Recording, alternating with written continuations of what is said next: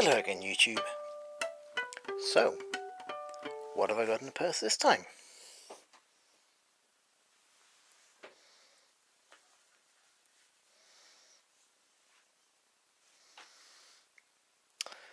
A pawn in the game, that's all I am, giving all of my ducats to Uncle Sam. That's right, it's an Austrian ducat. Let's take a closer look. So, a quick bit of history. Ducats are a coin that's been found in various countries, and the first ones were from Venice. And several of countries, including Holland and, in this instance, Austria, or Austro-Hungary as it was at the time of this coin, all deliberately made coins that were designed to be the same size, the same weight, the same purity, so that they'd be essentially interchangeable. Now, it's worth noting that this is a completely different phenomenon to the Latin monetary union, which is where various countries throughout Europe all try to use, again, gold coins of identical size, composition, purity, so that they could be interchangeable across borders. And it's fascinating that we see this phenomenon happening time and time again. Most famously, obviously, is the Spanish dollar, the pieces of 8, that was one of the first currencies to be widely accepted across country borders.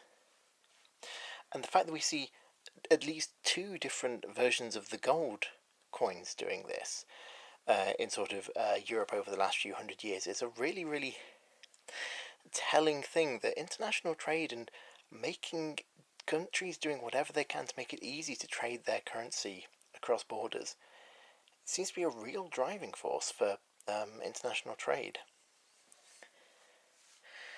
So anyway, enough of the odd history, and let's have a look at this one in particular. So, if I flip it over to the other side, you can see that this particular coin is dated as 1915. Now, I say it's dated as 1915. The reason is that I'm rather sceptical that this is actually from 1915. The Viennese Mint in Austria, the same people who produce the really lovely and surprisingly cheap Philharmonica coins, so that's what a lot of people get sometimes as their kind of most cheaply available silver coins. They also produce these. They do restrikes of a few different years for a few different coins, and for the one ducat, they recast the 1915. So given where I got this from and how much I got it for, I am 99.9% certain that this is a modern restrike. So you see that I'm not being particularly delicate or careful with it. It's a nice coin, but really I'm looking at this as being, fairly cheap, generic bullion, essentially.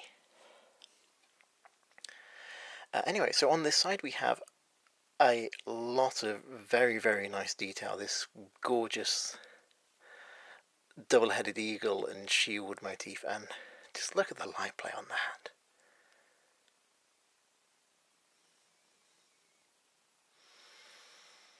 Sorry, I think this is turning into a coin porn episode again. So, getting back to the history, if we look around on this side, we have this chap, Franz Joseph, the emperor of the Austro-Hungarian Empire at the time. Now, the Austro-Hungarian Empire is a bit of an interesting one because you had Austria and the Austrian Empire, and he was kind of more the king of Hungary, and actually referring to the country as the Austro-Hungarian Empire was sort of an attempt to kind of make signal to Hungary that, no, you're an important part of this. The fact that we've got mixed up in rather complicated machinations already is just a little bit of an illustration of quite how complicated Eastern Europe was at the time of this coin. 1915 was obviously during World War I, and the Austro-Hungarian Empire and Franz Joseph himself played a certain role in the beginning of that war. Franz Joseph was in fact the uncle of the Crown Prince Franz Ferdinand, whose assassination essentially led to the particular trigger firing that cascaded into the beginnings of World War I, and the entire sequence of events there is extremely controversial. Not least because, the more historians look into it, and the more you look into kind of the particular details of it, it raises impossibly difficult to answer questions about could it have been stopped? What could the individuals involved have done differently? And one of the really troubling things is that their suggestions that Austro-Hungary had kind of assumed there was going to be a war at some point anyway, and in fact actually several of the great states had already concluded there was going to be a war. And so the only question was really about timing and picking a time that was advantageous for themselves, so...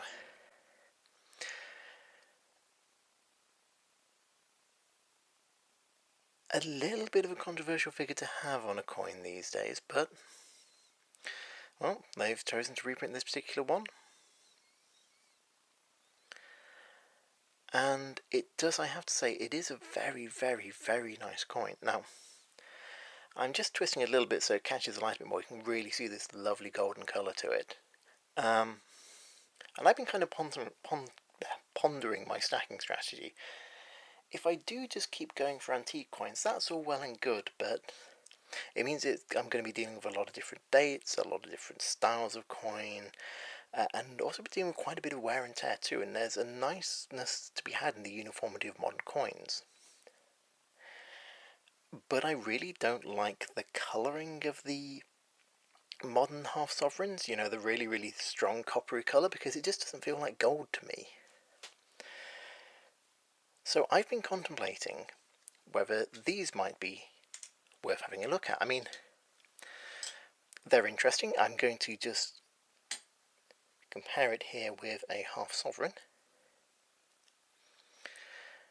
And you may or may not be able to see on there, but first of all it has got, a bit more of a yellowy golden luster to it, which is really, really appealing to me. Two, it's actually technically slightly wider, so it looks a little bit more dramatic. The half sovereign is struck a little deeper and has a little bit of a thicker rim on it. Even though the sovereign at 4 grams total is about half a gram heavier than the 1 ducat.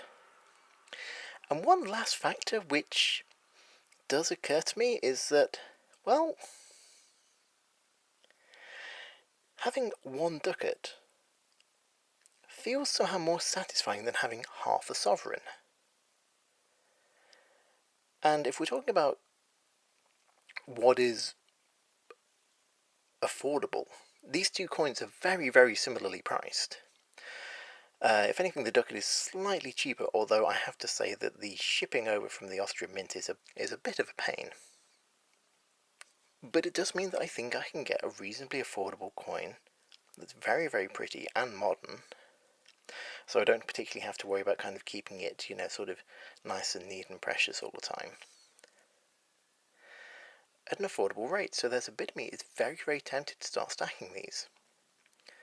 The only drawback, of course, being capital gains tax. So what do you reckon? Have I got a sensible option here? Is it distasteful to stack Austrian coins?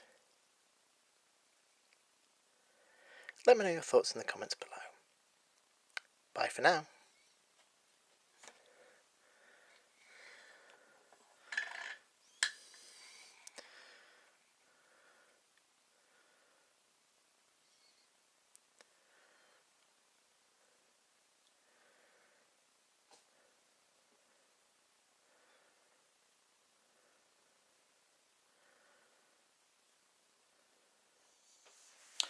On a quick side note, one of the things I really, really love about the coin collecting hobby is that you mention it to people and all of a sudden that you'll be surprised how many people will suddenly come out with, oh yes, I used to be into that.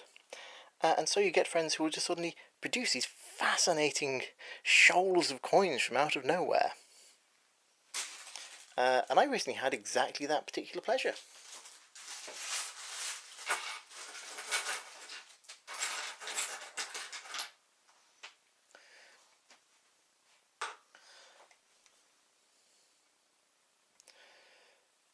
So whilst there's no particular precious metals in this lot, there is a lot of very curious little coins from around the world, and I'll hopefully be talking about some of them in future episodes. But I just thought I'd lay them out on the table now, so if you spot anything particularly interesting, please do give it a shout out in the comments, and I'll see if I can get to it sooner rather than later.